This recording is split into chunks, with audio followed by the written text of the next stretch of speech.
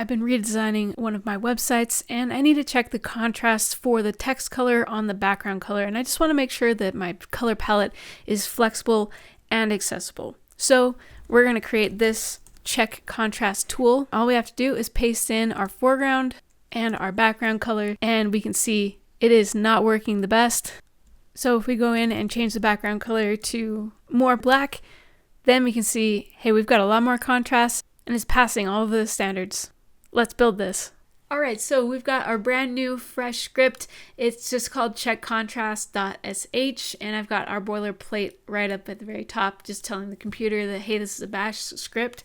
And the first thing that we're going to want to do is get our colors, because this is a color contrast checker. That means we have to have at least two colors, and we're checking how they work as far as accessibility goes, the contrast between those two colors. I'm going to start out by just collecting those colors. And I'm going to do that by creating two different variables, a background and a foreground variable. Grab our input. So the idea here is we want to be able to call our script and then just immediately just pass in those hex codes right at the very start. So the first thing we need to do is just absolutely make sure that we can actually execute our check contrast script. And so I'm going to do chmod +X and then the script name to make sure that that's now accessible for us to execute.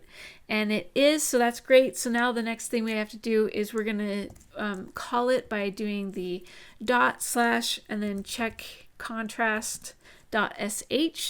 And I'm going to pass it in, we'll just start off easy with white and black. Oh, and we didn't even know what we did. So let's go ahead and echo these out. Say foreground is, and then we're going to reference that with the $, the open and close curly brace, and we're going to type in foreground, close that quotes, and then the last thing, of course, is to change it to background.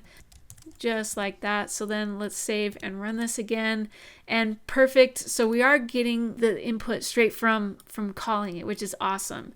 However, there's one quick thing that I want to do before we move on, and that is, like, sometimes for whatever reason, like, there's no rhyme or reason for what a program will do when you copy a hex code out. Sometimes it includes the hex code, sometimes it doesn't. And so I want to be able to not have to worry about whether or not it does or does not have this hash at the very beginning. And so we want to just clean up this this information right here when we're grabbing it, so that it just doesn't matter. If I copied it from a list that happens to have one foreground color that has the hashtag or the hash and then the other doesn't, I don't care. It just is going to ignore it. So let's just clean up our input really fast. We're going to put both of these into quotes because we're going to be playing with the string just a little bit. And we're going to open up our curly braces around the 1 and the 2.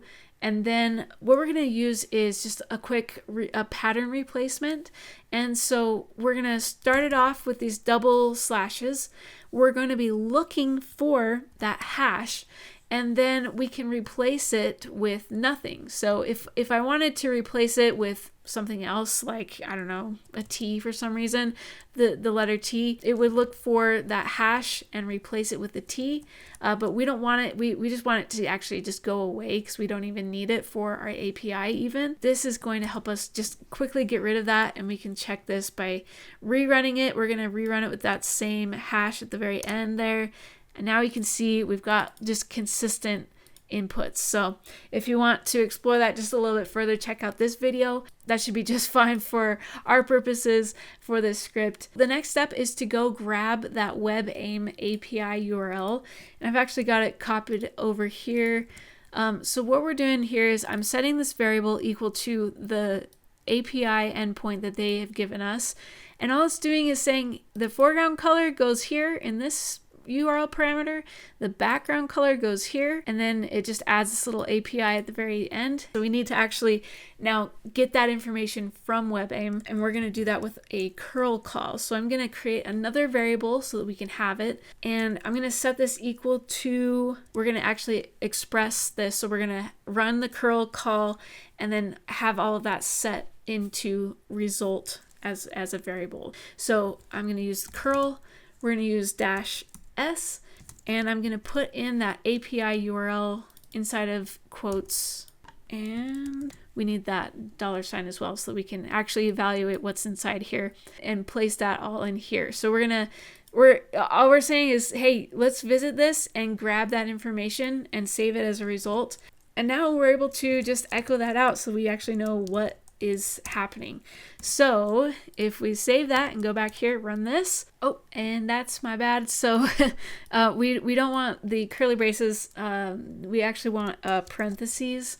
So I'm going to replace that really fast. There we go. That should work now.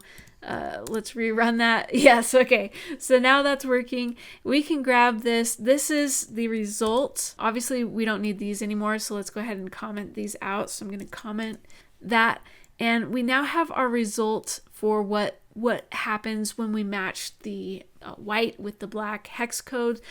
What is the ratio for that? What is it like for the standards for accessibility?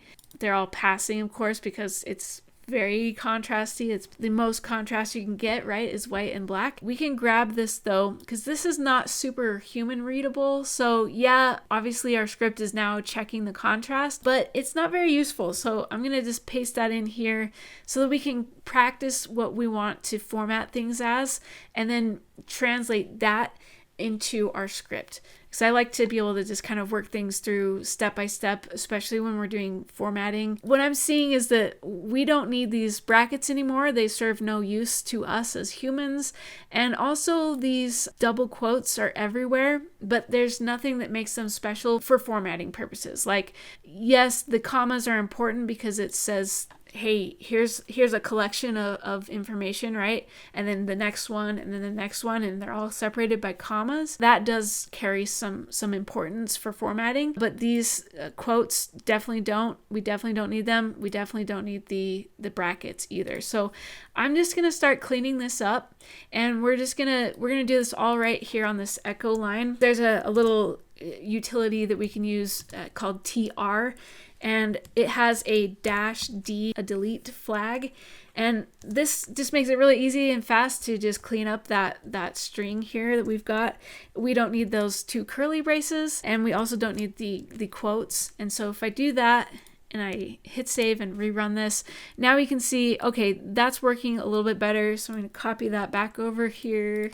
So now we have this to work with, and this is a lot easier to kind of wrap your head around, like where do spaces need to go and that kind of a thing. If we highlight the comma here, we can see VS Code is helping us out by saying, hey, look, there's all these sets. That helps me know that if I just replace the comma with an enter, hey, this is already looking a lot easier. So we know that we can just replace the comma with a new line character, and that should take care of a lot of the readability issues that we were having with this current format.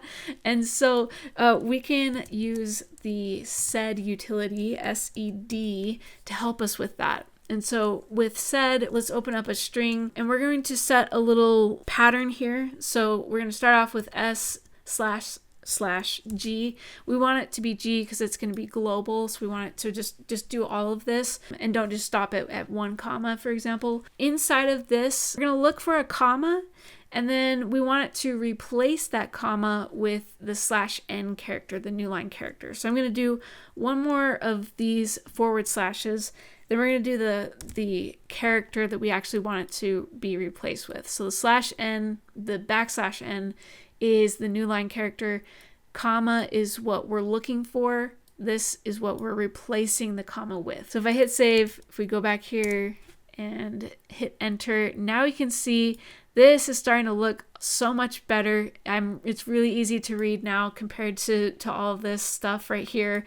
And so there's a couple of things that we can still clean up. For example, we notice that there's a colon in between each of these key value pairs.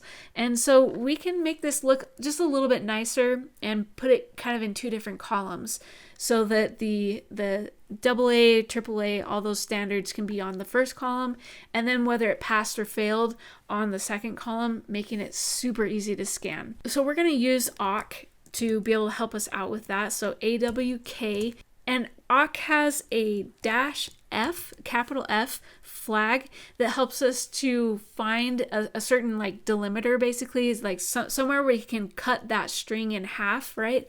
And that in this case would be the colon. So I'm going to do that just like this, dash, capital F, and the colon. So when I see this string right here, I'm going to cut it right in half at that colon. So it's the colon is going to be gone, which is great. We don't need it. And we're going to separate it into the double A as the first column and then pass as the second. But in this case, we're just splitting them into two different strings. So that's kind of what our goal is right here. We'll open up our single quotes, and then we are going to do a little print formatting so that we can tell it what to do with these two groups that has just split. We are going to use print F for print formatting. It's just going to use this little code here. We're going to put it inside of these quotes so that we can kind of tell it, hey, put the first group here, put a space, and then put the second group. And so we know that we're working with strings, and so we want it to be expressed as a string. So their first string, and then we're just going to do a space for now, and then we're going to do the second string. The first group is going to be that first string, and then the second group is going to be this second. In case that's not super clear, we're grabbing our two groups, right? We've split it by the colon, and then we're saying that first group is going to go here,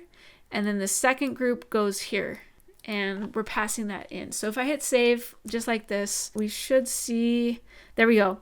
So it has done it. It still looks a little weird, but if you notice, the ratio used to be ratio colon 21. Now it's ratio space 21. So it has split it by that colon. We also just need to add back in that new line character that said was helping us with, but awk is kind of overriding that. And so all we have to do is just go over here and add in that new line character again. And we're back to where we were, where every category has its own line. And now we've got these separated, but again, it's just a space. We actually want to make this kind of feel like a table, right? So like have a column that we can look at. And so that actually makes it really easy with print formatting. We're going to treat this first string as if it were a column. So in between here, I'm going to add 10 characters. And let's see what that does. So what I'm saying is inside of a 10 character space, we're going to print this string. So if we rerun this, now we can see this is actually all that column. And that's because it's 10 characters of space. And that's why it's got a little bit of space that's been added.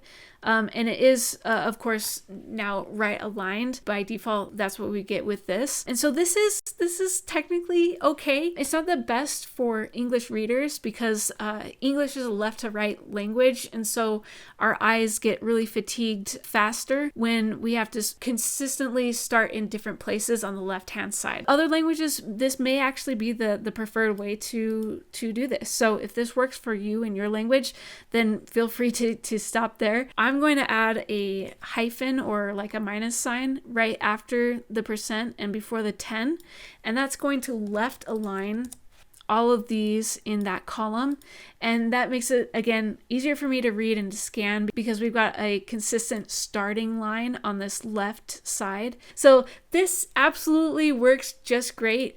We can call it good there, but if you want to stick around for a bonus, we can actually make this just a little bit cooler by adding some color just to make it even easier to read and make it clear when we've totally passed or totally failed. We're gonna just update this awk, and we're gonna take advantage of using the ANSI color escape codes. Just be aware that you may need to look into your terminal's support for these, but for the most part, I think a lot of terminals are going to support this. Certainly the Z Shell in VS Code. So the first thing I want to do is just make this a little bit easier to read. So I'm going to separate this onto its own line. Let's get our brackets separated as well so that we can kind of read through this because we're going to add in some logic, some conditional logic here. So the first thing is just to kind of explore how the colors work. I've got a video right over here that I'll have linked, and I also have an article that goes through this, so that I'll keep that down in the description down below. But I have these color codes already just in my VS Code snippets, and so I'm going to choose the color green. it's very similar to HTML where it's like, we gotta know when we start with the color and when we end. We don't want it to leak, and so I'm gonna grab this first. So I'm grabbing that, and then I'm grabbing this last half. So if I were to take this and I just echo this out, we've told it where to start with the color and then where to end. So the end is always going to stay the same, but the color might be changing. So we're going to use a green and a red. And so what I'm thinking is we're actually going to create a variable to determine when that color gets added, and then we'll just end it with the same reset. We're going to do if. We're going to open up our parentheses. We're going to be working with these same columns, these right here. This tilde means contains in awk. And so I'm saying if this string, this group, contains the word pass, I'm going to put it inside of these slashes because it's a regular expression. It's just looking for this word pass. If it does have this, then we're going to set our color variable, and I'm going to set it to whatever that was. So I'm going to copy this, paste it in there, and we do want this in quotes as well. We need to end it with a semicolon. I'm going to just do a quick note that this is green. We're going to do one more if it is fail. So else if, we're going to open that group back up again, and again look at that second column, that second group of our string. If it contains the word fail, we're going to put that in our regular expression for what it's looking for. And then finally, we're going to set this color so it's going to be the red color. Otherwise, the color will just be nothing. So color, just an empty string. This, obviously does not match pass or fail. So we just want it to just not be colored at all. And so we're taking care of any of those cases just to make sure. We also need our reset character. I'm going to put that in quotes and then close that with our semicolon. So that's the end of our color. And so that way we can now just reference these variables of color and reset so that we can define when to use that color. And the color is determined based on whether it's pass or fail. So the cool thing about this is now we're just going to add 2 more strings to our second column. So the first string is still going to be this first split, the column, right? Then we want to start with the color, and that's going to be this string because we're just going in order. So we need to have 4 strings total, and so we have the first half of the word or of the line. We're going to choose the color that it is going to be, and then we're going to use that second column, so the pass or the fail or even the ratio right here. And then we're going to do the reset to mark the end of this color. And that's why we've got now these three strings are going to be replaced with these 3 variables. A little bit convoluted, I know, but if we save this, and now if we just run this one more time, let's check it out.